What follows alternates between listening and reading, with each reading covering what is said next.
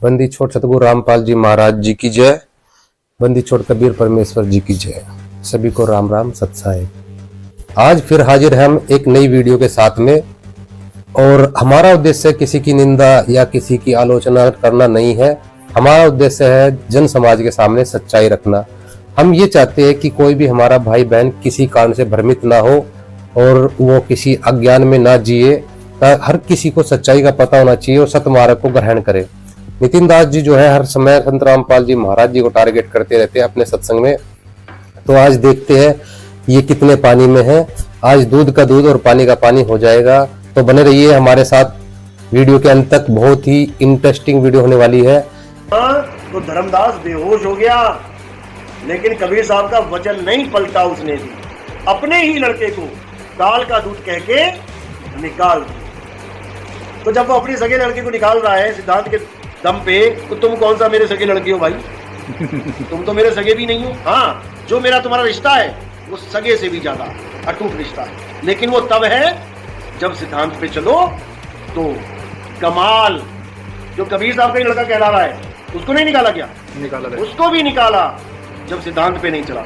इसलिए सिद्धांत पे चलोगे तो बहुत अच्छी बात है। नितिन भाई जो है सिद्धांत की बात कर रहे हैं।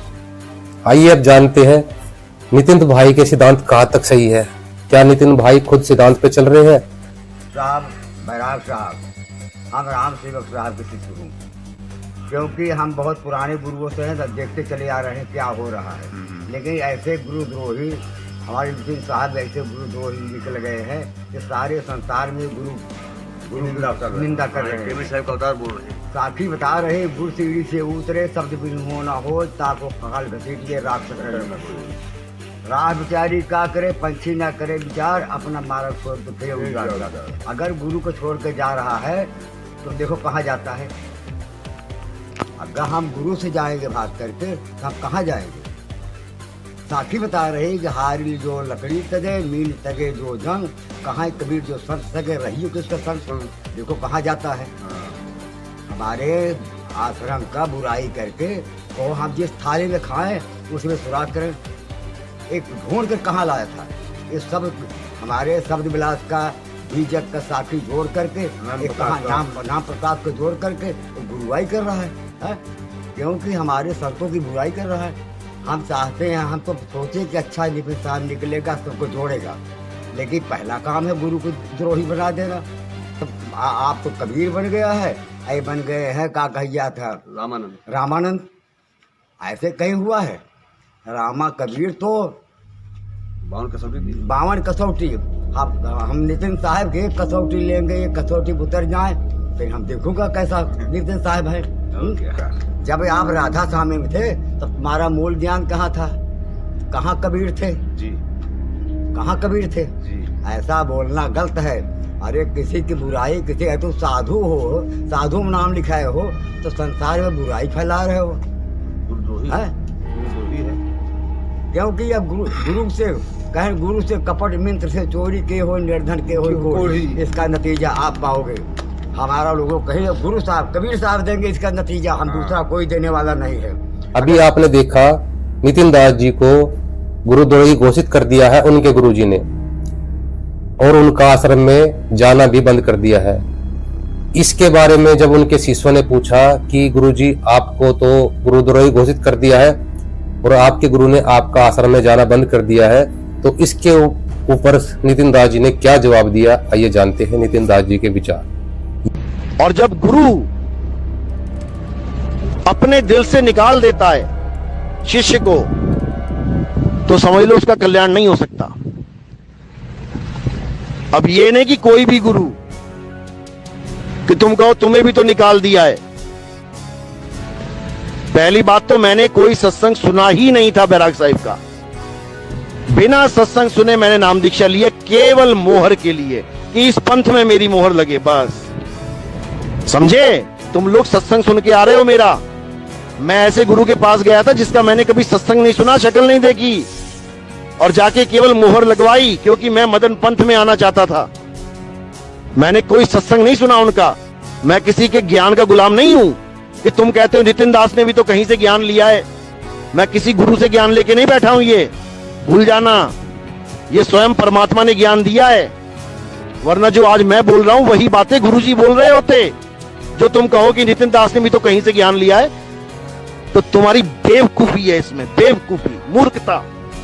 और ये वीडियो, ये ऑडियो कहीं डाल मत देना तुम गलती से। आध्यात्मिक मार्ग में सबसे इम्पोर्टेंट सिद्धांत है वो है गुरु और शिष्य का। अभी आपने देखा कि नितिन दास जी ने बिल्कुल साफ साफ मना कर दिया है कि मैं केवल वहां मोहर लगवाने के लिए गया था और मैंने गुरु जी का यानी उनका बैराग दास जी का कोई सत्संग नहीं सुना, मुझे तो केवल मोहर लगवानी थी और मैंने ज्ञान मुझे सीधा परमात्मा ने दिया। यानी कि कबीर साहेब जी ने भी गुरु बनाया था रामानंद जी को, और वो साक्षात परमात्मा थे, उन्होंने अपने गुरु की रिस्पेक्ट की थी। लेकिन नितिन दास जी ने यहाँ पर अपने गुरु की बिल्कुल रिस्पेक्ट नहीं की। जब गीता में लिखा हुआ है, जब जैसे जैसा गुरु करेगा वैसे वैसे ही चेले करेंगे। अगर गुरु अपने गुरु की रिस्पेक्ट नहीं करेगा तो उसके चेले भी उसकी रिस्पेक्ट नहीं करेंगे। तो सिद्धांत नंबर 1 जो कि नितिन दास जी आप फेल हो गए हैं। नितिन दास जी ने गुरु शिष्य का जो सिद्धांत है वो भी नहीं निभाया है। तो पहले ही सिद्धांत में नितिन दास जी खुद फेल होते हुए नजर आ रहे हैं। परखने के लिए सबसे अच्छी चीज है दोस्तों, आप सीधे जहां भी नाम लेने जाते हो, आप सीधे डायरेक्ट नामदान लेते वक्त गुरु से ये पूछो, अगर गुरु नाम दे रहा है कि गुरुजी आप काम धंधा क्या करते हो, आप अपने जीवन यापन के लिए क्या काम करते हो। अगर वो गुरु के पास कोई जवाब ना हो तो उस गुरु को तत्काल त्याग देना चाहिए, क्योंकि वो गुरु चेलों की कमाई से जिंदगी बिता रहा है। समझ रहे हो दोस्तों क्या बोल रहा हूं मैं? सीधे गुरु से पूछो कि गुरुजी आप अपनी मेहनत की कमाई खाते हो या आप चेलों का दान खाते हो।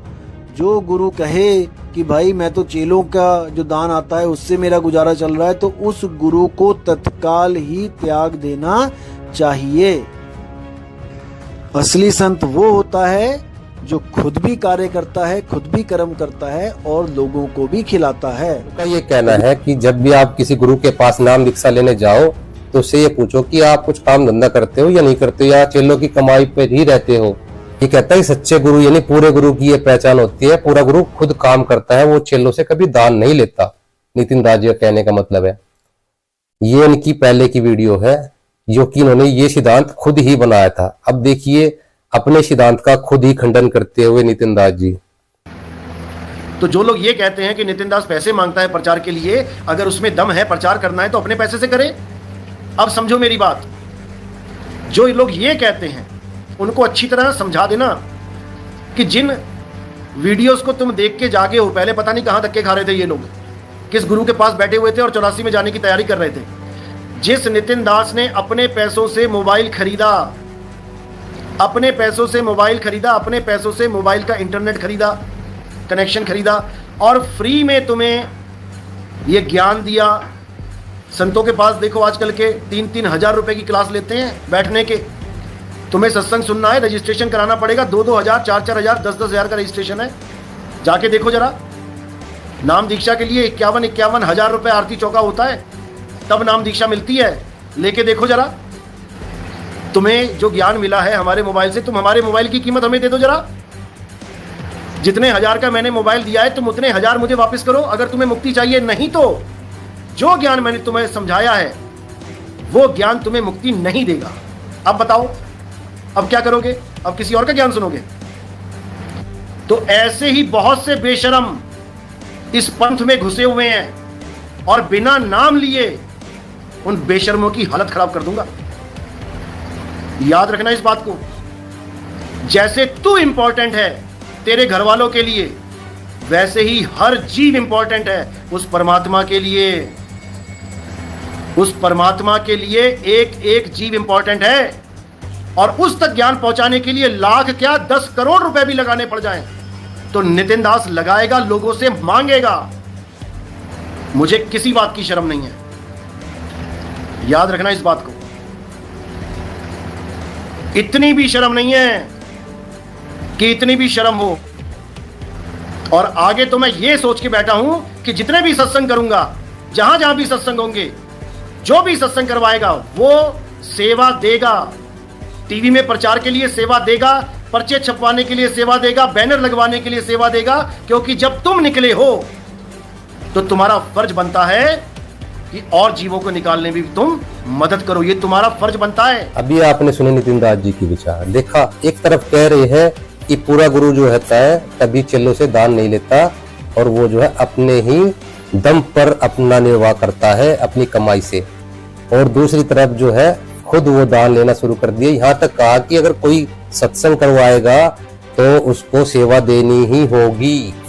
और किस तरह से मतलब एक लैंग्वेज भी बड़ी नितिन दास जी की, हमें तो देखकर थोड़ा अजीब सा लग रहा है कि किस तरीके से बात कर रहे हैं। उनका हुआ कि नितिन दास जी ने पहले बोला था कि दान नहीं लेना है और आप दान लेना शुरू कर दिया, तो कुछ चेले जो होते हैं उन्होंने इस बात का ऑब्जेक्शन किया, गुरुजी आप तो पहले दान नहीं ले रहे थे, अब दान के लिए बोल रहे हो। तो नितिन दास जी जो बिल्कुल भड़क गए। ये क्या, पाल जी महाराज जी के जो कच्चे घड़े थे ये नितिन दास जी उनको उठा लाए। जैसे कोई कच्चा फोड़ा होता है, डॉक्टर भी कच्चे फोड़े पर कभी चीरा नहीं लगाता, लेकिन नितिन दास जी ने कच्चे फोड़े पर ऑपरेशन कर दिया। अब ये जो है इनके लिए ही मुसीबत बन गए हैं, समझ रहे हो। कच्चे फोड़े जो संत रामपाल जी महाराज जी को नहीं समझ सके वो नितिन दास जी को क्या समझेंगे। संत रामपाल जी महाराज जी के पास यथार्थ भक्ति मार्ग है, उनकी जो नियम मर्यादाएं हैं वो बिल्कुल प्रमाणित है। और तो संत रामपाल जी महाराज जो है, जो डाकू थे, चोर थे, उनको साधु संत बना रहे थे। लेकिन नितिन दास जी ने क्या किया, नितिन दास जी ने सब चीजें छुड़वा दी। इनकी कोई मर्यादा नहीं है, भक्ति मर्यादा, इनके कोई नियम नहीं है, सब छुड़वा दिया और ये कह दिया तुम ही भगवान हो, तुम ही भगवान हो, तुम ही आत्मा हो और भगवान तुम ही हो। जब मैं ही भगवान हूं, मैं ही आत्मा हूं, तो लोगों के अंदर क्या आ गया, अहम आ गया, मैं। कि जब जैसे हिरण्यकश्यप ने खुद को भगवान मान लिया था और जैसे रावण ने खुद को ही भगवान मान लिया था, मैं ही मैं, जब जहां मैं आ जाती है वहां अहम आ जाता है, अहंकार आ जाता है। तो वहां पर जो है इंसान जो होता है देव, वो मानव नहीं रहता, वो राक्षस बन जाता है। आपको प्रमाण दिखाते हैं, देखिए इस वीडियो में नितिन दास जी किस तरह से भड़क रहे हैं। देखिए कच्चे फोड़ों पर ऑपरेशन करने का नतीजा। कि भक्ति से तो उनका कोई मतलब है नहीं, भक्ति तो गई तेल लेने। जो हमारे सत्संग सुन सुन के जागे, जिन्होंने मुझे गुरु धारण किया और अपनी हरकतों की वजह से इस पंथ से निकाल दिए गए, कान पकड़ के उनको बाहर का रास्ता दिखा दिया मैंने। अब उनको मिर्ची लगती है, क्योंकि इस पंथ में आके मान सम्मान मिल रहा था, लोग उनको परम ज्ञानी समझ रहे थे, लोग उनको महात्मा समझने लग गए थे, लोग उनको संत मानने लग गए थे। और जैसे ही मैंने कान पकड़ के निकाला, अब आ गए अपनी असली औकात पे, माँ बहन की गालियां देने लगे। अब कहाँ गया परमात्मा, अब कहाँ चला गया तुम्हारा सारा ज्ञान। बस उतना ही था जितनी देर तुम्हें हाँ जी वाजी वाजी हो रही थी। तो यही हंसना और हंसी मस्करी खेल हराम है, ये नहीं संतों के काम, कबीर जी की वाणी है। और गरीबदास जी महाराज कहते हैं, हंसिए गाए किनु न मिलिया जिन मिलिया तिन रोए, और हास्य गाए जो हरि मिले तो कौन दुहागन होए। ये जो नितिन दास जी है, ये बात जितनी भी वीडियो बनाते हैं उसमें बात कम करते हैं, हंसते ज्यादा है।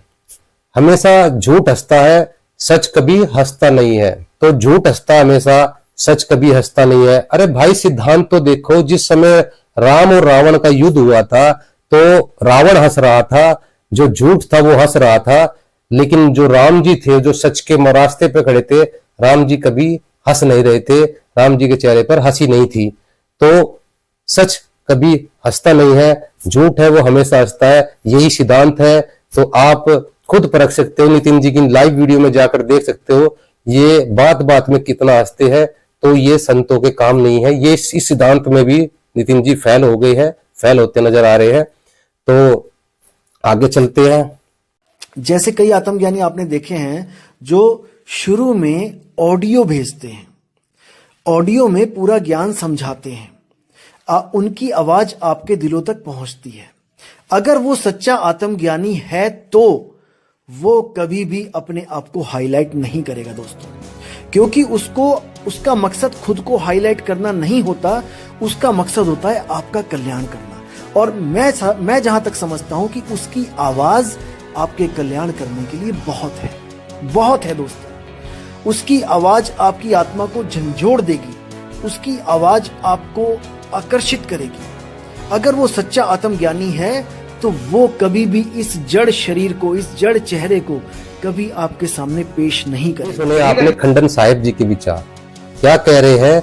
जो असली आत्मज्ञानी होगा वो उसकी केवल आवाज ही काफी है ये लोगों के लिए। जो आत्मज्ञानी होगा, जो असली आत्मज्ञानी होगा, वो ये जड़ शरीर यानी इस शरीर को कभी सामने पेश नहीं करेगा। वो केवल अपनी आवाज के माध्यम से बोलेगा और अपनी आवाज से ही पूरे विश्व को समझा देगा। उसकी आवाज ही काफी है पूरे विश्व के लिए। ये बात नितिन दास जी कह रहे हैं कि मैं कभी सामने नहीं आऊंगा, मेरी आवाज ही काफी है। लेकिन खंडन साहिब जी अपनी बात का खंडन करते हुए देखिए, यहाँ यूपी में ही है बस, पूरे वर्ल्ड में मदन साहिब की वाणी है, चौथी गद्दी हुई अवतारा, ताको विदित सब संसारा, हम उनके सिर बैठब आई और वहां से पार कोई नहीं पाई। ये कबीर साहब की वाणी है। जब मदन साहब को मिले थे तो मदन साहब को बोला कि तू प्रचार करना। वो कहते मैं कैसे प्रचार करूंगा भाई इतना। वो कहते चल कोई बात नहीं, एक ऐसा बंदा आएगा तेरे पंथ में जो पूरी दुनिया को जगाएगा और मैं उसके सिर के ऊपर बैठूंगा आके और उसके सत्संग को कोई काट नहीं पाएगा। ये बंदी छोड़कर मैं इस पे करूंगा सत्संग अभी तो लोगों को एकदम मिर्ची लगेगी, मदन पंथ वालों को, ये तो क्या बोल रहा है, लेकिन दुनिया जागेगी। देखा आपने खंडन साहिब जी को, एक तरफ बोल रहे हैं मैं कभी सामने नहीं आऊंगा, मेरी आवाज ही काफी है, और ये जड़ शरीर लेकर के मैं सामने नहीं आऊंगा। जो असली आत्मज्ञानी होता है वो आवाज के माध्यम से ही अपना सारा काम करता है, उसको शरीर में आने की जरूरत नहीं है। और वे दूसरी तरफ पूरा लाइव आकर के भाषण दे रही है जनाब, एक घंटा लाइव आते हैं। तो खंडन साहिब जी खुद ही बोलते हैं कोई अपनी बात को और खुद ही उसका खंडन करते हैं।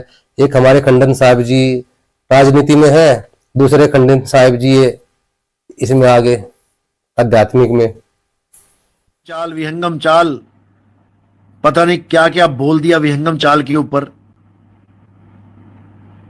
कभी सपने में भी नहीं समझी होगी विहंगम चाल क्या होती है। विहंगम चाल का मतलब होता है जहां पर मृत्यु हुआ है वहीं से विहंगम चाल को पकड़ लो, उड़ारी मारो, अपने मूल में समा जाओ, ना कि हॉस्पिटलों के चक्कर काटो। कछुए का उदाहरण देता हूं मैं। कछुआ विहंगम चाल से अपनी सूरत को समेट लेता है। जहां जहां सूरत फंसी होती है वहां से एकदम समेट लेता है और अपने आप में स्थित हो जाता है। अभी आपने सुने नितिन दास जी के विचार, वो विहंगम चाल जो बता रहे हैं, कछुए की चाल बता रहे हैं। हैरानी की बात यह है कछुए की चाल को विहंगम चाल बता रहे हैं, और जबकि जो विहंगम चाल होती है वो पक्षी की चाल होती है। और जो इनके जो शिष्य है वो इनसे अच्छा ज्ञान रखते हैं नितिन दास जी से। आइए सुनते हैं उनके जो शिष्य है उनके विचार। उन्होंने कबीर साहिब की वाणी पढ़ ली होगी या संत रामपाल जी महाराज जी के सत्संग सुन लिए होंगे, इसलिए उन्होंने सही जवाब दिया है। आइए इनके शिष्य के विचार सुनते हैं, विहंगम चाल किसे कहते हैं। सतनाम साहिब बंदगी। सबसे पहले तो हमें ये देखना है कि जो संत महात्मा है ना, वो जो सच्चे संत हैं जैसे कबीर साहब जी हैं, तो कबीर साहब जी ने जो उदाहरण दिया वो पक्षी का दिया है, क्योंकि उस जमाने में हवाई जहाज का तो आविष्कार हुआ नहीं था। अच्छा। तो सबसे बड़ा जो बेस्ट भक्ति का जो उदाहरण है वो पक्षी का है। कबीर साहब जी ने बताया है कि अचल विहंगम चाल हमारी, तो विहंगम कहते हैं पक्षी को। तो विहंगम का मतलब यहाँ हवाई जहाज से नहीं है। अभी आपने दोनों गुरु शिष्य के विचार सुने, नितिन दास जी के और उनके शिष्य के विचार। दोनों के विचार अलग अलग है। विहंगम चाल को एक तो पक्षी की चाल बता रहा है, एक बता रहा है कछुए की चाल। नितिन दास जी बता रहे हैं जो कछुआ होता है वो जो है जब उसके ऊपर कोई संकट आता है तो वो अपने अंगों को अंदर सिकोड़ लेता है, तो इसको बोलते हैं विहंगम चाल। और बोलता जब ये इसी तरह जब इसी तरह ठीक जब हमारी मृत्यु होगी यानी कोई शरीर छोड़ता है तो उसको क्या करना होता है, अपनी सुरती को अपनी आत्मा में प्रवेश करना होता है। बस यही मोक्ष होता है इनके हिसाब से, यही विहंगम चाल होती है। भाई साहब विहंगम चाल का आपको पता ही नहीं। विहंगम चाल बोलते हैं पक्षी की चाल। दो चाल होती है, एक पपील की चाल यानी चींटी की चाल, एक होती है पक्षी की चाल विहंगम चाल। जैसे चींटी होती है पहले जब पेड़ पे चढ़ती है तने तने से डार पे जाएगी, डार से फिर शाखा पे, फिर पेड़ की चोटी पे जाएगी, पत्ते के माध्यम से चोटी पे जाएगी। और पक्षी जो होता है नीचे से उड़ता है सीधा डायरेक्ट पेड़ की चोटी पे जाकर बैठ जाता है, उसको बोलते हैं विहंगम चाल।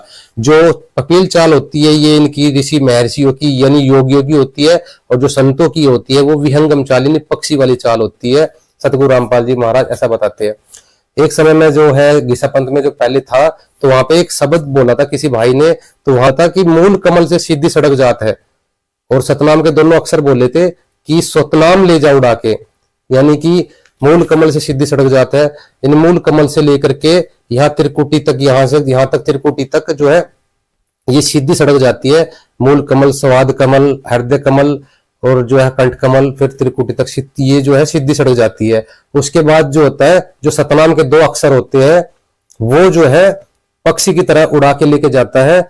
जैसे विदेश में अगर हम रह रहे हो और हमें अपने घर वापस आना है तो जहां पर हमारा घर है विदेश में, वहां से लेकर एयरपोर्ट तक हमें किसी बस या कार से आना पड़ेगा। उसके बाद एयरपोर्ट के बाद जो है हम बस कार से आगे नहीं जा सकते, उसके बाद हवाई जहाज से जाना होगा। हवाई जहाज जो है समुद्रों को लांघता है। ठीक इसी प्रकार जो विहंगम चाल होती है, पक्षी की जो चाल होती है, संतों की विहंगम चाल होती है, जब ये आत्मा यहां से चलती है तो ये ब्रह्मांडों को लांघती है। यानी कि हमारा जो देश है, कबीर साहब कहते हैं अंड पिंड पार सो देश हमारा है, यानी उस देश में अपने देश जब जाना है तो ये आत्मा विहंगम चाल से जाती है।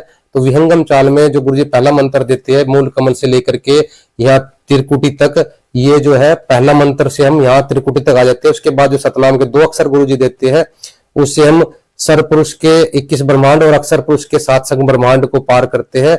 और जो सार नाम जो गुरुजी देते हैं, तीसरा जो नाम देते हैं, उस सार नाम की कमाई से हमें अपने सतलोक में एक अपना जो है निजी स्थान प्राप्त होता है, अपने परमात्मा के पास चले जाते हैं। वहां पर फिर उस अमरलोक में जाने के बाद इस संसार में लौटकर फिर हम कभी नहीं आते।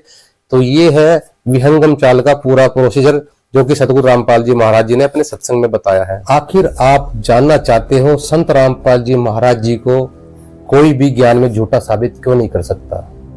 क्या आप जानना चाहते हो? तो आगे की वीडियो जरूर देखिए। पहले हम एक क्लिप चलाते हैं। ये जो क्लिप है नानक देव जी की, जिसमें नानक देव जी जो है सतनाम का मंत्र जाप कर रहे हैं। इस क्लिप को पूरा देखिए। उसके बाद नितिन दास जी के विचार जो है उनकी क्लिप चलाई जाएगी। फिर दोनों का जो कंपैरिजन सामने आएगा उससे आपको निर्णय हो जाएगा कि संत रामपाल जी महाराज जी को आखिर क्यों कोई भी झूठा साबित नहीं कर सकता, इसके पीछे क्या कारण है। का अनुवाद है हिंदी में। भाई बाले वाली श्री गुरु नानक देव जी दी जन्म साखी भाई चतर सिंह जीवन सिंह अमृतसर से छपी है। ये वही की वही नौका ने लिखा है। इसमें पंजे साहिब 10 पातशाह का जीवन संपूर्ण साखियां सही दर्ज है। समुद्र दी साखी पृष्ठ 559 559 यहाँ है साखी समुद्र की। एक दिन मर्दाने ने कहा, हे महाराज, मेरा मन चाहता है कि समुद्र में जो लंका है वहाँ का भ्रमण किया जाए। गुरुजी ने कहा, अच्छा आप लोग अपने नेत्र बंद करो। जब मैं और मर्दाने ने नेत्र बंद करके क्षण पीछे खोले तब हम लोग गुरुजी के साथ महान समुद्र तट पर खड़े थे। अब गुरुजी ने कहा कि तुम लोग समुद्र के जल पर वाहिगुरु जप करते पैदल ही चले आओ। हे गुरु अंगद देव जी, हम लोग गुरुजी के पीछे पीछे उसी प्रकार जा रहे थे जैसे सूखी पृथ्वी पर चला जाता है। आगे आगे गुरुजी ओम सोहम का जप करते चले जा रहे थे। दिस इज सतनाम और दीज आर 2 अक्षर 2 वर्ड। ये है वह 2 अक्षर। क्लियर कर दूं पुणात्माओं, किसी को ये पता लग भी जाए, लग ही रहा है तो कि सतनाम अब क्या है, क्योंकि डिस्क्लोज करना ही है, नहीं तो भ्रम रह जाएगा, कोई समझ नहीं सकेगा भगवान की वाणी को। लेकिन अब यह क्या बताया कबीर परमेश्वर ने, कहे कबीर अक्षर 2 भाग बोल लो, जाप करना इसका, और होगा खसम तलेगा राख। अब ये भी सोचना है कि यहाँ कहा है कि यदि अनाधिकारी जिसको इस दास से मंत्र का पता लग गया और ये आगे किसी को नामदान करने लग गया, उससे कोई लाभ नहीं होगा, क्योंकि वो अधिकारी नहीं है। कोई डुप्लीकेट लाइसेंस या पासपोर्ट बनाता है तो वो धोखेबाज है, तो वो ऐसा होगा। तो परमात्मा कहते हैं अगर वो अधिकारी होगा तो रक्षा होगी ना, सतनाम के जाप से भी कुछ भी नहीं होगा। आपने देखा वीडियो में नानक देव जी जो है ओम सोहम मंत्र जो है जाप करते हुए जा रहे हैं, यानी कि इस ओम सोहम मंत्र का जाप नानक देव जी कर रहे हैं। अब सुनते हैं नितिन दास जी के विचार। नितिन दास जी क्या कहते हैं। पता ही नहीं है ओम और सोहम होता क्या है। गरीबदास जी कहते हैं ओहम काया मर मर जाए, सोहंग फिर गोता खाए। अब कौन समझाए इन बेचारों को। ये ओम सोहम को मंत्र मान के जपते हैं, ये सब अज्ञान है। 52 अक्षरों में सार नाम लेके घूम रहे हैं, हद कर दी।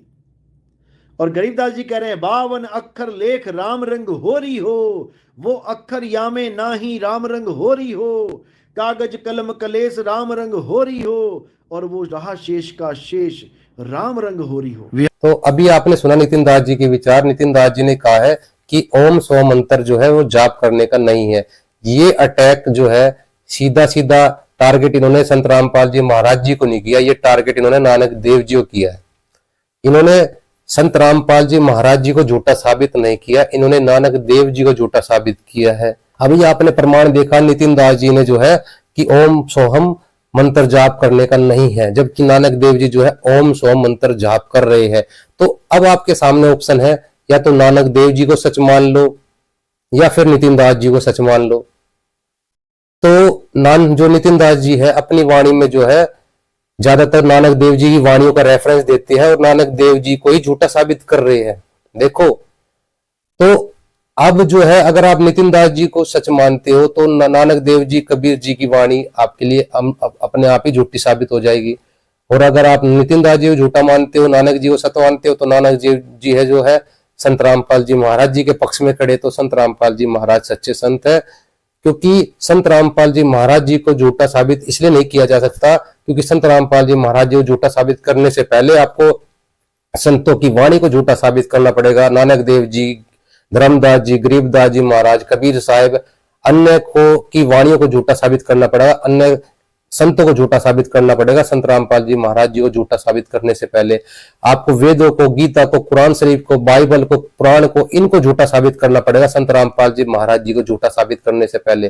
तो इसीलिए कोई भी संत रामपाल जी महाराज जी को झूठा साबित नहीं कर सकता, क्योंकि संत रामपाल जी महाराज हर बात प्रमाण के साथ कहते हैं और ठोस प्रमाण देते हैं। बिना प्रमाण के संत रामपाल जी महाराज कोई भी बात नहीं बोलते। क्योंकि आपकी सांसों में इन अधूरे गुरुओं ने ओम सोहम बसवा दिया है, बस चुका है वो आपकी सांसों में। सांस लेते भी हो तो काल का नाम ले रहे हो ओम। तो भाई इस चीज से मुक्ति के लिए आपको मैं आज एक नाम देता हूं।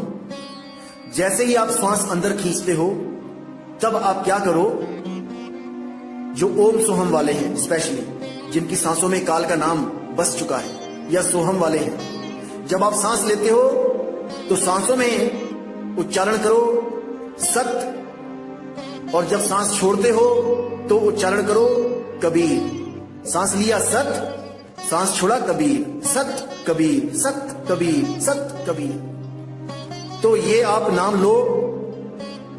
ये केवल इसलिए दी जा रहे हैं जो लोग ज्यादा परेशान हो गए हैं कि हमारे पास कुछ भी नहीं है, क्योंकि 52 अक्षर तो छुड़वा दिए हैं दोस्तों। 52 अक्षर तो ये भी हैं, लेकिन ये केवल इसलिए दिए जा रहे हैं ताकि आपके श्वासों से ये ओम सोहम खत्म हो जाए। तो जो श्वासों पे काल का नाम रट रहे हैं तो वो सत्य कबीर करें, और जो 52 अक्षर लेके बैठे हैं वो अपने मन में सत्य कबीर का जाप करें। केवल इसलिए क्योंकि आप अरदास कर रहे हो कि कुछ तो दे दो, केवल इसलिए। तो जब 52 अक्षर से परे का जब नाम मिलेगा तो आपको ये नाम भी छुड़वा दिए जाएंगे। बिल्कुल फिक्र मत करना दोस्तों, 52 अक्षर का कोई भी नाम आपको नहीं दिया जाएगा जब तक गुरु आपको परख नहीं लेते। ये जो नितिन भाई साहब है ये कह रहे हैं कि ओम सोहम मंत्र जाप नहीं करना, ये तो हम छुड़वा देते हैं, और अपने आप क्या दे रहे हैं, सत कबीर नाम दे रहे हैं। यानी 52 अक्षर छुड़वा रहे हैं और 52 अक्षर ही दे रहे हैं। जैसे कोई डॉक्टर हो और वो डॉक्टर जो है चतुर चालाक डॉक्टर, और वो कहे कि तुम जो गुड़ खाते हो गुड़ को छोड़ दो, ये लो चीनी ले लो, चीनी का नाम ही शुगर है तो भाई साहब वो काम ये नितिन दास कर रहे हैं कि संत रामपाल जी महाराज जी के जो 52 अक्षर है उनको छुड़वाकर अपने 52 अक्षर दे रहे हैं। ठीक है, तो ये तो वही बात है कि दोगला इंसान जो होता है वो ऐसी हरकतें करता है। तो नितिन दास जी जो है सरासर जनता को बेवकूफ बना रहे हैं, मूर्ख बना रहे हैं। एक तरफ कह रहे हैं 52 अक्षर जाप नहीं करने, फिर 52 अक्षर खुद ही दे रहे हैं, फिर कहते हैं हम छुड़वा देते हैं। अरे भाई दे ही क्यों रहे जब छुड़वाने हैं? वो इनको डायरेक्ट वो तोप दे दो ना जो तुम ले बैठे हो, 52 अक्षरों से पहले कौन सी तोप ले रहे हो, दे दो उनको डायरेक्ट। क्यों इनका टाइम वेस्ट कर रहे हो, बहका रहे हो? ये ऐसी दुर्गा ने बहकाया था ब्रह्मा विष्णु शिव जी को। जब एक बार वो जो ब्रह्मा ने वेद पढ़ लिए तो वेद ब्रह्मा ने देखा कि वेदों में तो अपने पिता का नाम लिखा हुआ है, तो विष्णु और शिव जी को दोनों को इकट्ठा कर लिया। ब्रह्मा जी ने बोले कि चलो माता के पास, हमारे पिता का नाम लिखा हुआ है। तो माता ने देखा कि तीनों ने स्ट्राइक कर दी, ब्रह्मा विष्णु शिव जी ने, कि पिता का नाम जानना है। तो फिर माता ने कहा कि आओ तुम्हें दिखाती हूँ तुम्हारा पिता कौन है। पहले तो उनको टाल मटोल करती रही, फिर उनको कहा अजब मैं दिखाती हूँ। फिर कहे देखो ये जोत है ना, जो जोत, फिर उनको जोत दिखाई, देखो ये जोत है ना, जो जोत दिख रही है, बस यही तुम्हारे पिताजी है। तो वही काम ये नितिन दास करेगा, तुम्हें कोई शब्द की धुन पकड़ा दे दिखा देगा या कोई जोत दिखा देगा, बस यही हो गया, बेड़ा पार, मुक्त हो गए तुम। बस यही तुम्हारी आत्मा से अब तुम 84 से मुक्त हो गए। बस तो अब तुम्हारी सुरती तब तुम्हारी आत्मा में समा जाएगी। तो यही काम इसके हो गए। इसके पास रियल मंत्र नहीं है, रियल जानकारी नहीं है, बिल्कुल भी ऑथेंटिक प्रमाणित कोई भी इनके इसके पास कोई मंत्र नहीं है। तो दोस्तों मैं आपसे एक बात पूछना चाहूंगा कि जो नूरी तत्व का जो कबीर साहब का जो शरीर बताया गया है आप लोग को, उसकी बहुत बहुत बहुत ज्यादा उम्र है। मैं मान गया, आपने बोला मैं मान गया, ठीक है। मुझे इतना बताया जाए केवल कि जब वो शरीर यहाँ पे आएगा तो क्या उस शरीर के गुण बदल जाएंगे? जैसे सोना आपके घर में पड़ा है, वो सोना 24 कैरेट का है, आपके पास 24 कैरेट के सोने के बिस्कुट है, मान के चलो एक बिस्कुट है। आप वो 24 कैरेट का बिस्कुट कहीं भी ले जाओ, आप चाहे अपने देश में ले जाओ, चाहे आप अमेरिका में ले जाओ, चाहे जापान में ले जाओ, क्या वो देश के हिसाब से उसके गुण बदल जाएंगे? क्या वो 24 कैरेट से 22 कैरेट रह जाएगा या 20 कैरेट हो जाएगा? आप विवेक लगाओ, विचार करो, ऐसा कभी नहीं होगा। तो जब वही नूरी तत्व जो बोला गया, प्रकाश पुंज का जो तत्व कबीर साहब का बोला गया कि शरीर है, वो सतलोक में अरबों खरबों साल तक जीवित रहता है, उसके बाद वो खत्म हो जाता है। तो वो तत्व यहाँ 3 लोक में आने के बाद 120 साल में कैसे बूढ़ा हो गया? कैसे बाल सफेद हो गए? कैसे बुजुर्ग हो गए? ये इसका जवाब आपको नहीं दिया जाएगा। आप पूछोगे भी तो आपको कोई नहीं बताएगा, क्योंकि इसका कोई जवाब नहीं होगा उनके पास।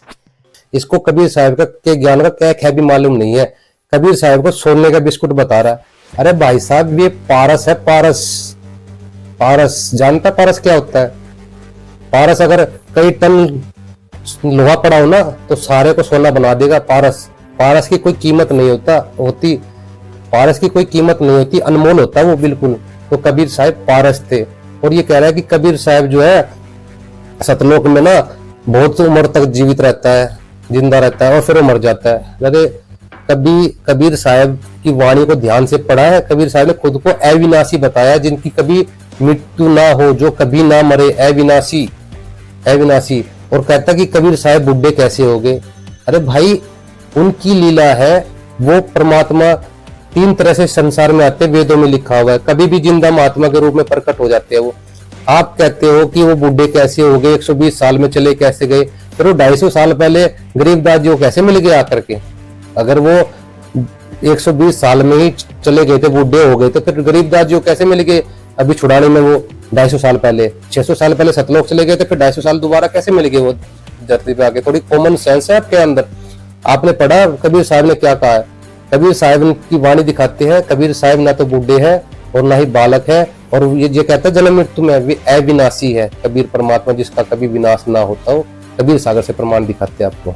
सागर संपूर्ण 11 भाग कहते हैं। अध्याय बोध सागर के 40 नंबर पेज पे हम अगम निगम बोध, यहाँ से सत कबीर वचन, यानी नाथ जी पूछते हैं कि गोरखनाथ जी पूछते हैं कि आपकी उम्र क्या है? तो गोरखनाथ क्या है उम्र तुम्हारी? तो कबीर साहब कहते हैं कि जो बूझे सो बावरा, क्या है उम्र हमारी? यानी वो बेवकूफ आदमी है जो मेरी उम्र पूछता है। असंग युग प्रलय हो गए तम के ब्रह्मचारी, कोटि निरंजन हो गए परलोक सिधारी, हम तो सदा महबूब है सोहम ब्रह्मचारी, 10 कोटि ब्रह्मा भये 9 कोटि कन्हैया, और 7 कोटि शंभु गए मेरी एक पलैया। यानी कि इतने करोड़ों ये ब्रह्म शिव जी मर गए, मेरी एक पल की भी उम्र कम नहीं हुई है, एक पल की भी। जैसे ये कह रहा है ना, सतलोक में कबीर साहब है और वे मर जाते हैं, अपने समय आने के बाद वो बूढ़े होकर के वो मर जाते हैं। तो जैसे बोल रहा है, कहते कि नहीं बूढ़ा नहीं बालक नहीं भाट भिखारी, यानी और कह कबीर सोनों को रखना, तो यह उम्र हमारी कि ना तो मैं बूढ़ा हूं ना मैं बालक हूं, तो और यह मेरी उम्र है। जैसे ये कह रहे हैं ना, कबीर साहब बूढ़े कैसे हो गए, 120 साल रहकर गए वो बूढ़े कैसे। भाई साहब कबीर साहब जो है वेदों में उनको युवा कबीर कहा, युवा कबीर, वो कभी बूढ़े नहीं होते, वो तो एक लीला करते जन साधारण के हिसाब से, और फिर वो यहाँ से लीला करके चले जाते हैं। और कहते कि हाड़ चाम लोहो नहीं मोरे, यानी मेरे हाड़ मांस का शरीर नहीं है, ये 5 तत्वों की काया नहीं है, सतनाम उपासी और तरह तारन तरह अभय पद दाता, यानी मैं मोक्ष पद दाता हूँ, यानी मोक्ष देने वाला हूँ। क्या है कबीर अविनाशी, यानी मैं अविनाशी, कबीर अविनाशी।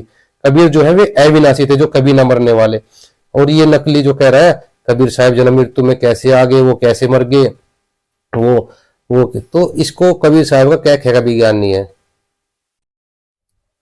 तो हमने जो है नितिन दास जी की सभी बातों को झूठा साबित करके दिखा दिया। नितिन दास जी जो भी बोलते हैं बिना प्रमाण के बोलते हैं, उनके पास कोई प्रमाण नहीं है। और सबसे बड़ी बात, वो जो बात बोलते हैं खुद ही उसी बात का अपने आप ही खंडन कर देते हैं।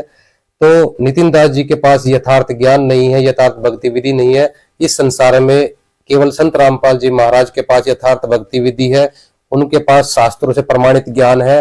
और उनके जो नाम दीक्षा है, जैसे नितिन दास जो प्रथम मंत्र देता है, दूसरा मंत्र देता है, किसी संत की वाणी में प्रमाणित नहीं है। लेकिन संत रामपाल जी महाराज जो प्रथम नाम दीक्षा देते हैं, द्वितीय नाम दीक्षा देते हैं, सभी संतों से प्रमाणित करके दिखाते हैं कि ये देखो संतों की वाणी में प्रमाण है। यानी हर चीज, ज्ञान भी प्रमाणित दिखाते हैं और नाम मंत्र भी प्रमाणित दिखाते हैं। यानी एक बात का सैकड़ों प्रमाण देते हैं संत रामपाल जी महाराज। तो उनके प्रमाणित ज्ञान को छोड़कर अगर हम अन्य के पास जाते हैं तो हम हमारे जैसा कोई मूर्ख नहीं। मेरी सभी से हाथ जोड़कर विनती है, संतूर रामपाल जी महाराज जिसे नाम दीक्षा लेकर अपना कल्याण करवाइए। सभी को राम राम, सत साहेब, जय बंदी छोड़ की। बंदी छोड़ सतगुरु रामपाल जी महाराज जी की जय हो।